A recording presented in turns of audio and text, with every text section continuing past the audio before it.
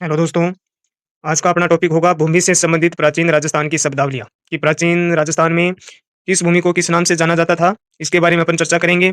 एक छोटा टॉपिक है, लेकिन यहाँ से पिछले 4-5 सालों के जितने भी एग्ज़ाम हुए हैं, उनमें यहाँ से 1 या 2 पर्सन 100% आया है और आगामी एग्ज़ाम में भी यहाँ से पर्सन बनने की बहुत ही ज़्यादा संभावनाएँ हैं। तो चलिए वीडियो को शुरू करते हैं। पहली जो भूमि है, वो भूमि है मालभूमि। मालभूमि उस भूमि को कहा जाता था जो काली होती थी और उपजाऊ बहुत ज़्यादा होती थी। उस भूमि को मालभूमि कहा जाता था। अपने हाड़ौती प्रदेश और मालवा प्रदेश, एमपी का जो इलाका और हाड़ौती अपने राजस्थान का जो इलाका है, वहाँ की भूमि को आज भी मालभूमि कहा जाता है और वो काली है और काफ़ी उपजाऊ मिट्टी है। अगली अपनी भूमि है हकत-बकत भूमि। हकत-बकत भूमि वह भूमि होती थी जो जोती जाने की योग्य होती थी। उस भूमि को हकत-बकत भूमि कहा जाता था। अगली है घोरमो या घोरमो। घोरमो या घोरमो उस भूमि को कहा जाता था जो गाँव के पास की भूमि होती थी। उस भूमि को घोरमो या घोरमो कहा जाता था। अगली भूमि है पीवल भूमि। पीवल भूमि उस भूमि को कहा जाता था जहाँ पे तालाबों या कुओं के द्वारा सिंचित होती थी या सिंचाई होती थी।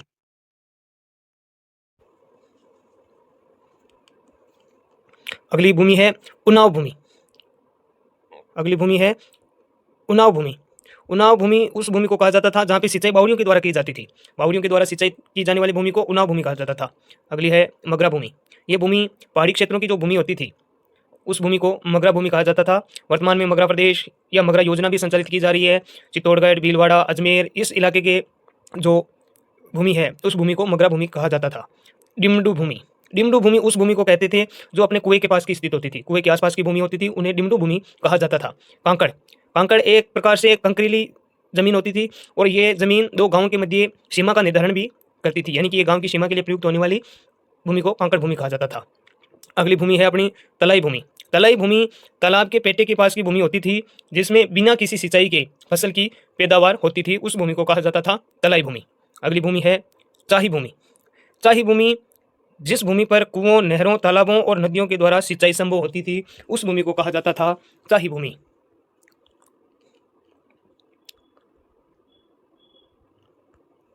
अगली भूमि है बरानी भूमि।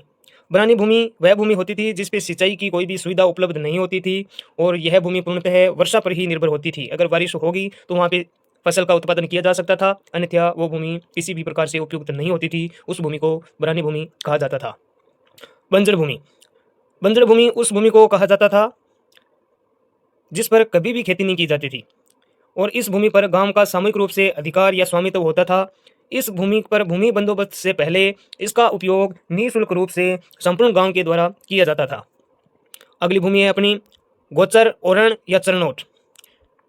गोचर, ओरण और चरनोट उस भूमि को कहते थे जो गांव के पशुओं के लिए छोड़ी जाती थी और ऐसी भूमि पर स्वामित्व या नियंत्रण ग्राम पंचायत का होता था, जहां पर गांव के सभी पशु सार्वजनिक रूप से इस भूमि पर विचरण करते थे या चरते थे।